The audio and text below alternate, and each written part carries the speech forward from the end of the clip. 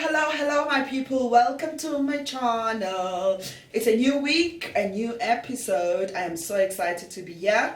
For those who are joining us for the first time, please remember to like, subscribe, make a comment in the video, and share. Invite more people to come. The more, the merrier. Okay. My name is Nothando Kabagomhlanga. For those who may not know who I am here to talk about women issues. Women go through a lot, and I have shared a few of my experiences in the past few episodes. So today, some of you may be aware that I am part of the Standard Bank influencer search, and I made it to the top three in the women empowerment category. It is such a big deal, fam. It deserves a celebration. Whoop whoop. So thank you so much for everyone who has supported that journey by sharing and liking the videos that we shared. That's why I'm here. So what's going to happen now, just a quick update. We shared our final motivational video on the 1st of September. So now we are waiting for Standard Bank to actually share the final video to you guys, which is where I will request that we continue sharing, we continue liking. 1 like is equals to 1 vote. So our date for video sharing is on the 22nd of September.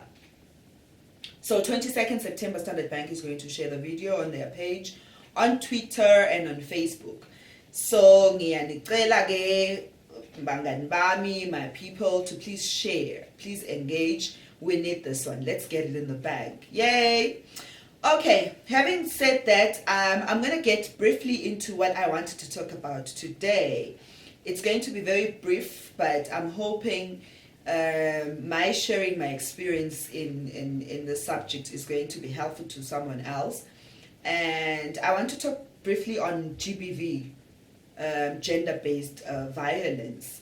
I know how one way or another we have suffered gender-based violence, directly or indirectly, you know. So I just wanted to talk about my experience with GBV. Oh, guys. Yeah, but yeah, man, very rough. So I had a guy, who guy was on for the longest time, like my ride or die type of vibe, you know. And basically we were very close, we were very good and whatnot. Until, I remember when I was 19, because I started dating this guy, I was around 18, thereabouts, just before 18. Yeah, 17 point. And then I met this guy, Veli Saba on. He was so cool. He was really cool. We got along. And then I remember when I was 19, nigga wanted us to get married. And as much as I really like this guy, like, you know, at a tender 19 years, you can't imagine your life without this person. He is your world, right? I knew I loved him. I knew I wouldn't survive without him. And then he's like, let's get married. I'm like, ish, get married, ne? A little voice inside me was like, don't do it. So I was just like, no, maybe not right now and whatnot, you know. And he started pushing. He's like, let's get married, CRTC and whatnot. And mind you, I will still emphasize, I loved this guy. Like, I couldn't even imagine my life without him. It's like, yeah, let's go to the court type, magistrate court, and get married. I was like, not right now, you know. And then a few months after that, guy started getting violent. He was so insecure. He was so possessive. You know, there's these things where when you're dating a person, in the beginning you're like, oh, he's so sweet, he's so nice, he's so caring. I remember Nje, with my guy, he used to take me everywhere. Yes, alone, he's dropping me, he's waiting for me, he's going to pick me up or something. He was just always there. And it was always so sweet.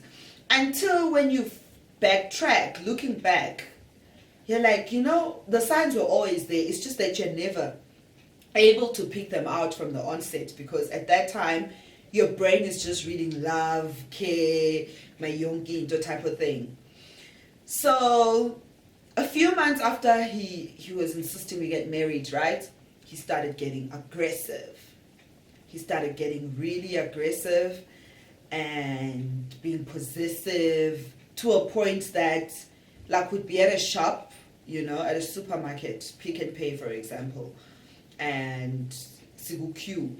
If a guy is staring at me, I'm not even aware that there's someone staring at me. He'll be saying, "Who's that guy? You know him?" Da, da, da, da, da. And I found myself having to defend myself all the time. Hey, so I remember one episode where I got really beaten. It was bad. I'm just trying to remember what had happened. Just give me a moment. Oh yes. Wow. Somebody snitched on me, and mind you, it was wrongful snitching, because this person, where we were staying back in varsity, apparently he had planted people to watch over me, right? So this guy sees another girl entering a one series, and there was a girl that was a friend of mine, who was dating a guy that drove a one series, a colored guy. So a guy, the snitch, saw that girl entering this car and assumed it was me, probably because we have the same complexion, which is weird because she's way shorter than I am. But I think wherever it felt like I'm gonna get money for booze, I'm a tell on her, whatever that he thought. He comes back to Swaziland, tells my guy, "Hey, your chick is busy with coloreds." I'm like, "Coloreds? Kanjani? I don't know any colored, bro." He's like, "No, you're lying." And mind you, when this happened, I was getting ready to go to a friend's 21st birthday. Hey, shout out to Mandisa Matsinye. It was Mandisa's 21st birthday.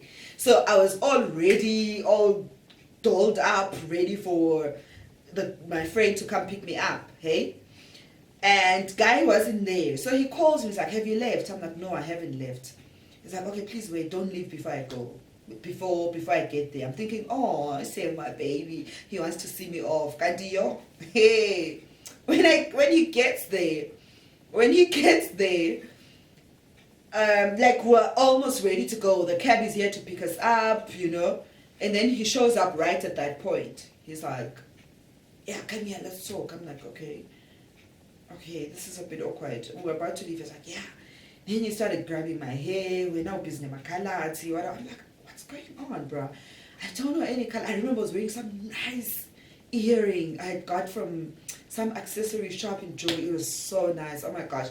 My heart broke, bro, because I lost the one and I was remaining with it was so nice. I've never had such a nice pair of earrings since. But anyway, the vain me.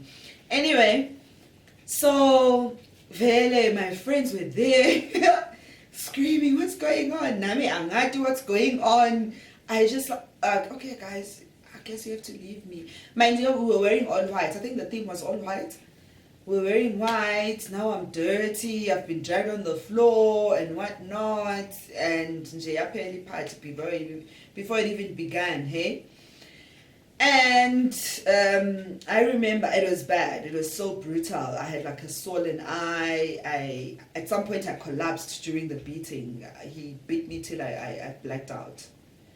So when I woke up, I had a swollen eye. And then I was really upset. I went to the police station to open up a case.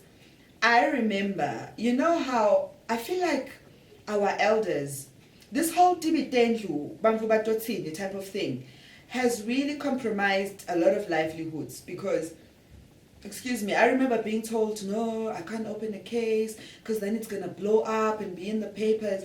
So you would rather protect, as a parent or as a guardian, you'd rather protect yourself, your family, than protect your child.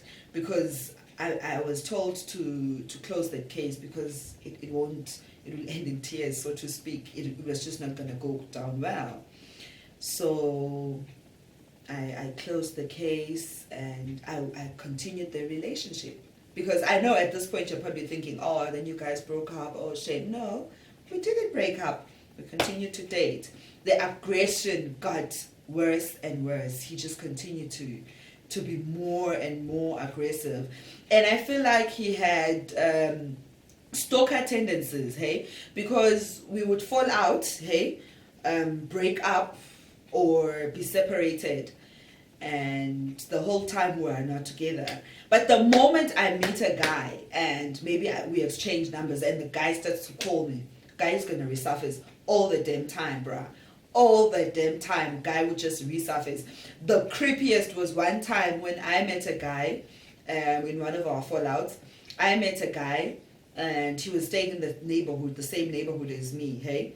So he would give me a ride in the morning, pick me up in the evening, take me home. It was so sweet, hey?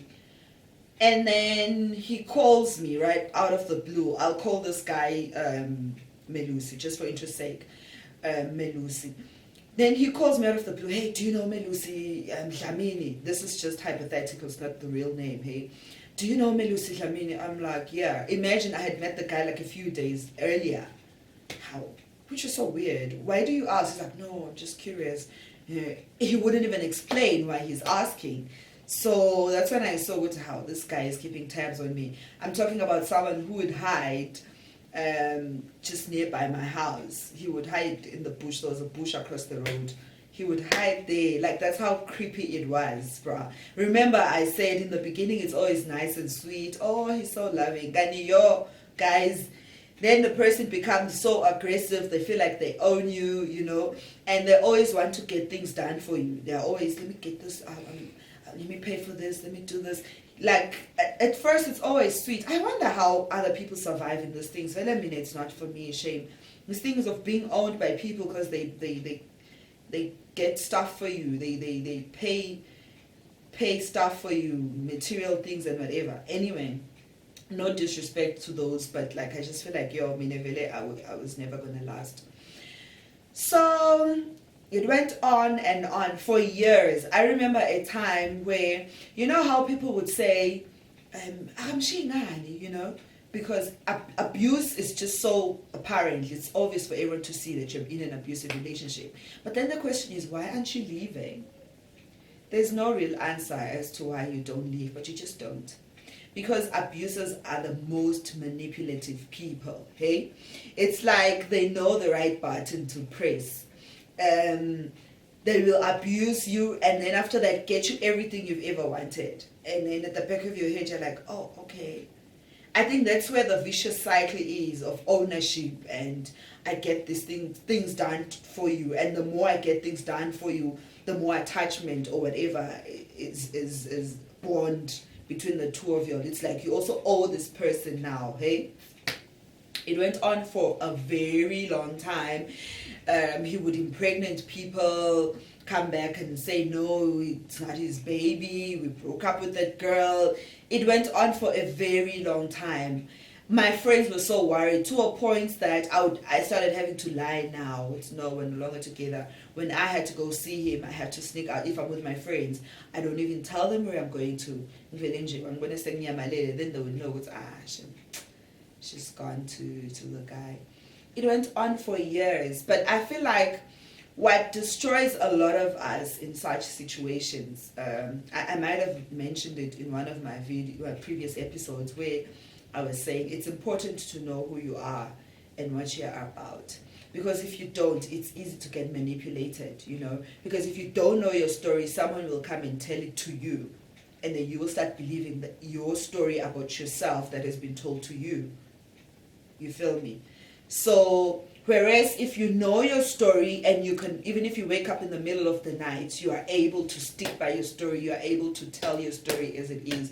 No one would ever come to intercept that. No one would ever come to manipulate you, you know. So, I feel like as women, we really need to stand strong. We really need to stand in power and knowing who we are.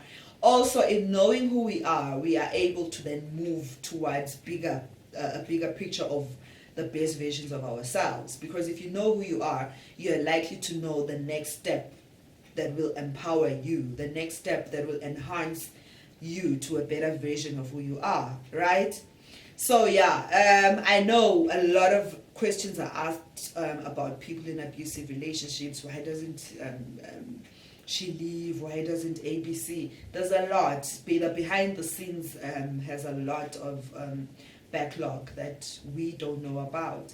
But I think we just need to be kind to them, because at the end of the day, we need to help them. You don't want your relative or your friend to become a statistic tomorrow, you know.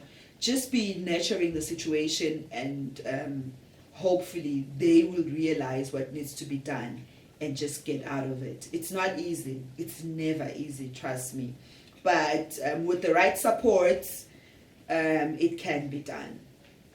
So yeah, thank you so much for tuning in. Please remember to subscribe, like, and share. Till we meet again, please remember I will come back to let you know when the video is posted, but just save the date, 22nd of September. It's going to be on a Tuesday. So the video will be up, Standard Bank video will be up for 3 days, which will allow for voting. And then we get it in the bag, fam. Thank you so much. Bye.